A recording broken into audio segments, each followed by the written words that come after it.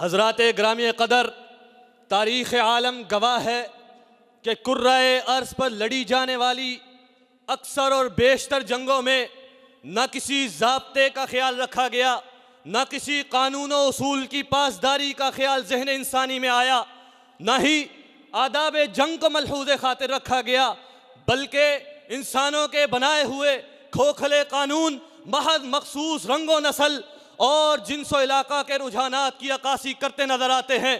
اس کے مقابلے میں دین اسلام امن و سلامتی کا دین ہے۔ اسلام نے جنگ کے قانون اصول وضع کیے ہیں اور ان اصول و قوانین سے کسی کو مفر حاصل نہیں۔ جب جنگ ناگزیر صورت بن جائے تو تیر و تلوار اٹھانے والے کو کھلی چھوٹ نہیں، بلکہ حدود و قیود میں رہ کر فتنہ و فساد، سفاکیت و درندگی اور ظلم و جور کے سدباب کے لیے اپنی قوت کا استعمال بجا قرار دیا گیا ہے۔ حضرات گرامی قدر، اسلام نے محاربین کو دو طبقوں میں تقسیم کیا۔ ایک وہ طبقہ جو اہل قتال ہے، جو جنگ لڑتا ہے، ان سے قتال کرنے کا حکم ہے۔ دوسرا وہ طبقہ جو غیر اہل قتال ہے، ان سے لڑائی سے منع کیا ہے۔ وَقَاتِلُوا فِي سَبِيلِ اللَّهِ الَّذِينَ يُقَاتِلُونَكُمْ، ان لوگوں سے لڑو جو تم سے قتال کرتے ہیں، نہ کہ ان لوگوں سے جو تم سے قتال نہیں کرتے۔ صحیح مسلم کی حدیث ہے، اسلام جنگی اصول سکھلاتے ہوئے کہتا ہے کہ دشمن کے سامنے تین باتوں کو پیش کیا جائے اور کسی ایک کو اختیار کرنے کا موقع دیا جائے۔ ادعوہم الی الاسلام فإن اجابوک فاقبل منہم وکف عنہم، انہیں اسلام کی دعوت دی جائے، اگر قبول کر لیں تو اپنی تلوار کو ان سے ہٹا لیا جائے، ان سے نہ لڑا جائے۔ اگر اسلام کا انکار کریں فاسئلہم الجزیہ، ان سے جزیہ کا سوال کیا جائے۔ اگر جزیہ کا بھی انکار کریں فاستعن باللہ وقاتلہم، پھر اللہ کا نام لو، پھر ان سے قتال کرو۔ اسلامی قانون جنگ کا خوبصورت پہلو ہے یہ ہے کہ اس نے دوران جنگ کمزور، نہتے، بے قصور لوگوں کو قتل کرنے سے منع فرمایا۔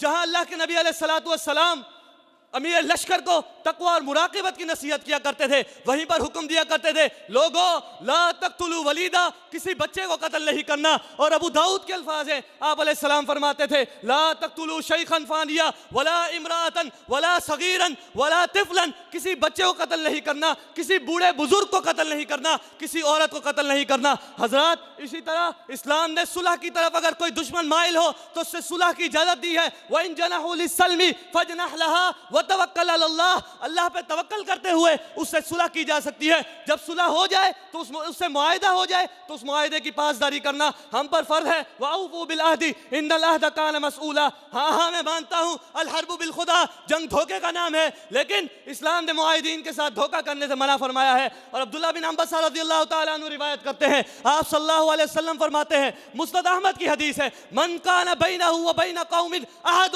فلا یحلن، جب کسی قوم اور تمہارے درمیان عہد ہو اسے توڑنا نہیں ہے۔ حضرات، اسی طرح اسلام نے اگر کوئی تم سے دوران جنگ پناہ مانگتا ہے اسے پناہ دینے کا حکم دیا ہے۔ وَإِنْ أَحَدٌ مِّنَ الْمُشْرِكِينَ اسْتَجَارَكَ فَأَجِرْهُ، اگر کوئی مشرک تم سے پناہ مانگتا ہے تو اس پر پناہ دے دی جائے۔ حضرات گرامی قدر، اسلام نے اسی طرح اپنی تعلیمات میں جنگی قیدیوں کے ساتھ حسن سلوک کا حکم دیا۔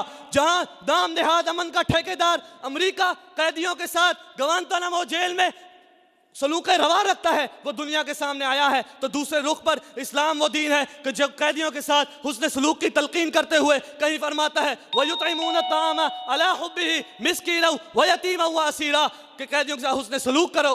حضرات گرامی قدر، اسلام نے سفیر کو قتل کرنے سے منع فرمایا۔ نبی علیہ السلام نے کہا تھا لِأَنَّ الرُّسُلَ تُقْتَلُ لَضَرَبْتُ أَعْنَاقَكُمَا، اگر رسولوں قاصدوں کو قتل کیا جا سکتا میں تمہاری گردن اڑا دیتا۔ نبی علیہ السلام نے مسلح سے منع کیا، نہى النبی صلی اللہ علیہ وسلم عن النہبہ والمسلح۔ سیدنا ابو بکر نے جب شام کی طرف لشکر روانہ کیے تو انہیں 10 باتوں کی طرف نصیحت کی اور فرمایا، لوگوں بچوں کو قتل نہیں کرنا، عورتوں کو قتل نہیں کرنا، پیڑوں کو نہیں جلانا، فصلوں کو نہیں گرانا، اسی طرح متعبدین اہل سوامع کو قتل نہیں کرنا، باندھ کر قتل نہیں کرنا۔ حضرات گرامی قدر، اسلام نے اچھے احسن انداز سے قتل کرنے کا حکم دیا۔ ان اللہ کتب الاحسان علی کل شیء فان قتلتم فاحسنوا القتلہ، تو اچھے انداز سے قتل کیا جائے۔ اور اسلام نے اسی طرح فتنہ و فساد اور شرانگیزی پھیلانے، افراتفری اور بد نظمی سے بھی ممانعت کا حکم دیا۔ نبی علیہ السلام کی حدیث ہے، من کان ضیق طریقا او منع او قطع طریقا فلا جہاد لہ